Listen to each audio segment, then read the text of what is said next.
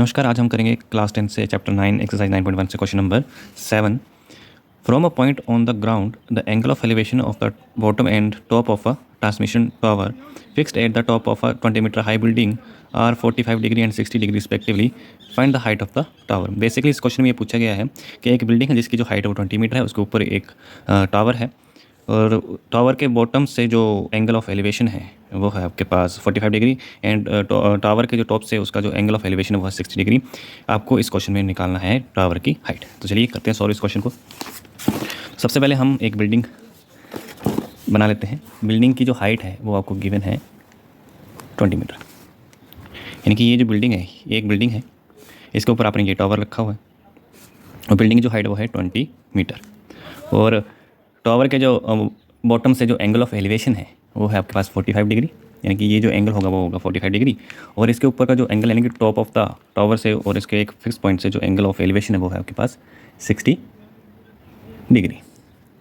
आपको बेसिकली इस क्वेश्चन में क्या करना है, हाइट ऑफ टावर निकालनी है।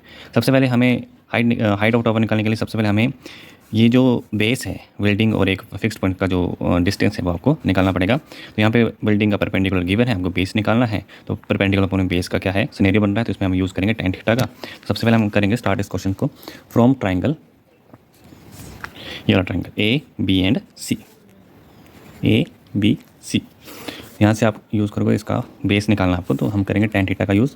tan theta is equal to आपको पता है क्या होता है, परपेंडिकुलर अपॉन में बेस, और यहाँ पे जो परपेंडिकुलर है वो आपके पास है ए बी, सॉरी जो परपेंडिकुलर है वो आपके पास है बी सी और जो बेस है वो आपके पास है ए बी। यहाँ पे एंगल जो है, एंगल ऑफ एलिवेशन जो है वो आपके पास 45 degree is equal to B C जो है वो आपके पास है 20 मीटर और आपके पास जो ए बी है वो आपको निकालना है। तो ए बी को आप ए बी रहने दीजिए और tan 45 की जो वैल्यू होती है वो होती है 120 मीटर अपॉन में ए बी को सेलेक्ट के चली जाइए। तो ये जो आपके पास A B is equal to 20 metre, यानी कि ये जो बेस है इसकी वैल्यू निकली आपके पास 20 मीटर।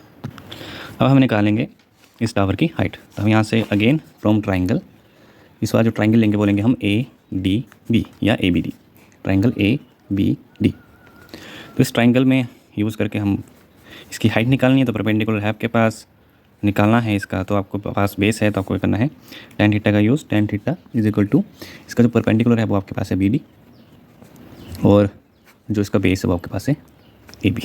तो इसका जो एंगल ऑफ एलिवेशन है वो आपके पास है 60 डिग्री एंड जो बी डी है, बी डी जो है वो दो लाइन सेगमेंट का क्या है सम है।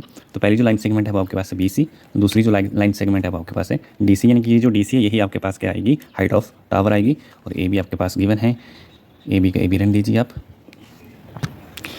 तो अब हमें पता है कि tan 60 वैल्यू होती है आपके पास √3, बी सी जो है वो 20 मीटर है, डी सी आपको निकालना है और ए बी जो है वो भी क्या है 20 मीटर है।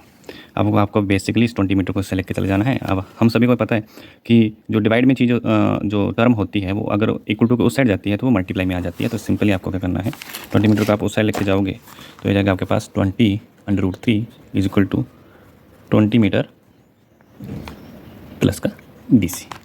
तो अब आपको डी सी निकालना, तो डी सी किसके हो जाएगा 20 मीटर 20√3 माइनस का प्लस का 20 साइड गया तो आ जाएगा आपके पास माइनस का 20, इसके साथ मीटर और उसके साथ भी मीटर आ जाएगा और यह आ जाएगा आपके पास D C is equal to, दोनों में कॉमन 20 है, √3 माइनस का 1, यह आ जाएगा आपके पास इसका आंसर, यानी कि जो टावर की जो हाइट है वो आ जाएगा आपके पास 20/√3 -1 मीटर। ये टावर की हाइट आ जाएगी।